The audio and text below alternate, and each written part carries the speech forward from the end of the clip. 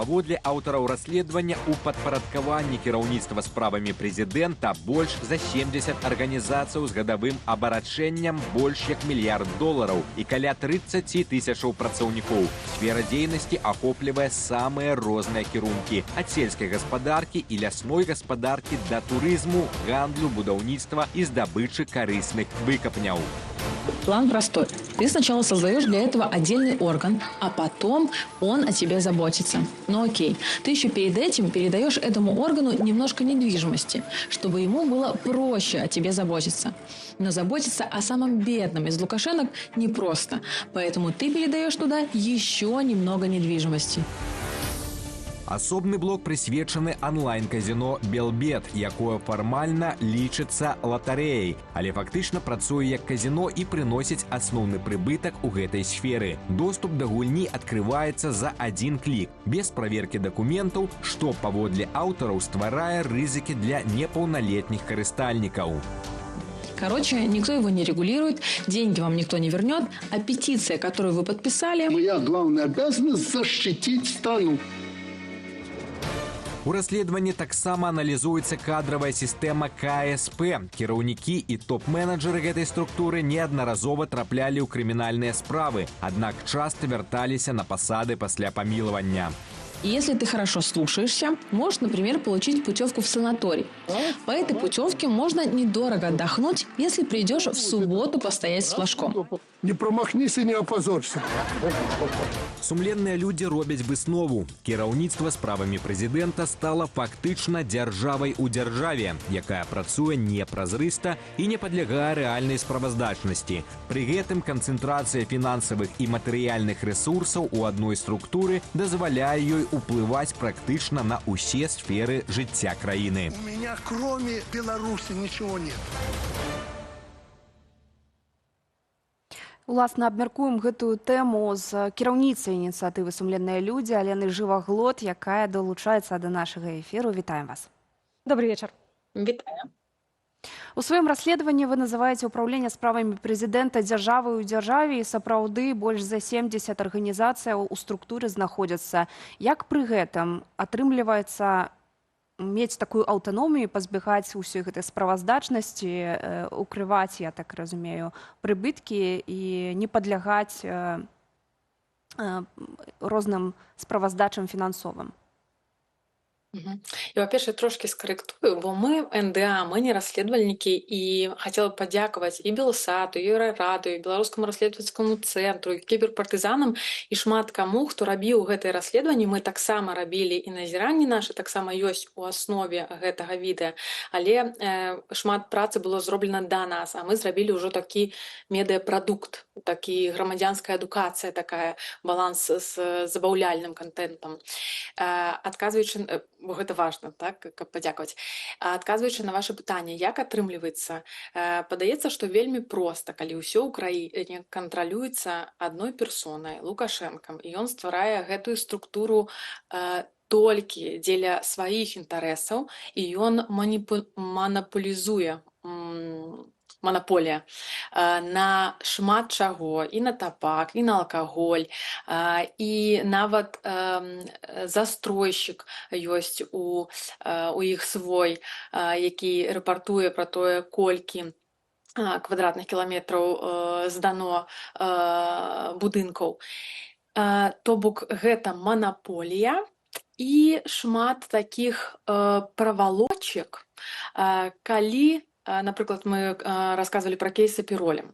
Калі прыватнаму бізнесу, частнаму сектору нельга прадаваць апіроль, бо там знайшлі Е110, вельмі опасный для здоровья людей.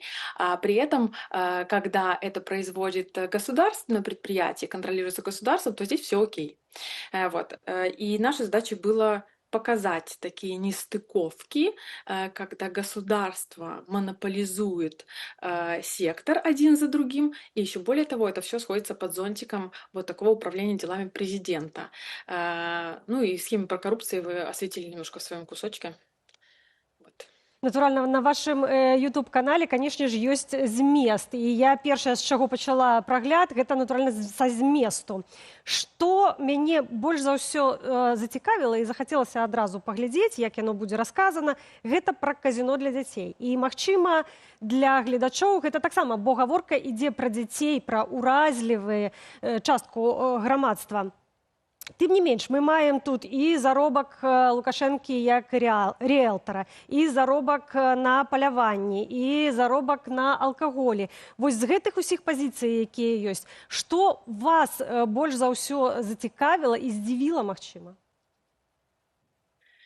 Здзівіла тое, якія маштабы ў гэтай карпарацыі. То бок, калі б гэта было аднаразова, ці калі б гэта было, не ведаю, 2 прадпрыемствы, а калі гэта 70 прадпрыемстваў, калі гэта так маштабна, і гэта можа заставацца незаўважным для беларусаў Беларусі, нам было важна паказаць гэты маштаб. Пра казіно.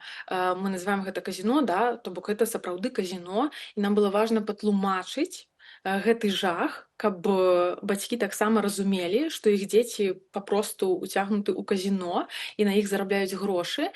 Мабыць, я згодна з тым, што гэта адно з найбольш уразливых, впечатляющих аспектов здесь, но я бы сказала, что нават не ўсё мы расказалі ў сваім відэа, то бок гэтага больш. И что из этого более впечатляющее, ну, мне кажется, не стоит оценивать здесь, наверное, важно, чтобы белорусам, белорусским в Беларуси был понятен план Лукашенко монополизовать, выстроить такую вертикаль, чтобы не было возможностей контролировать это, все подчиняется только ему, и что это всеобъемлющая корпорация, которая заходит в разные сектора, ну, начиная от казино, застройщиков, продажи, табачки, алкоголя, всего. То есть такой корпорации с таким оборотом больше миллиарда, ну, еще поискать нужно.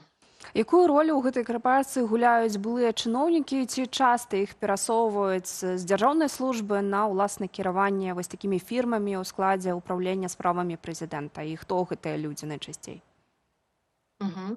Да, у нас было наблюдение, и так мы для себя сформулировали, что все, кто задействован в схемах, незаконных схемах, коррупционных схемах Лукашенко, у них 2 варианта. Либо даже после вскрытия фактов коррупции, а такие кейсы есть, чтобы не ошибиться с фамилией, это были Жураковская Галина, Журавкова Галина, прошу прощения, она же была и первой управляющим делами президента.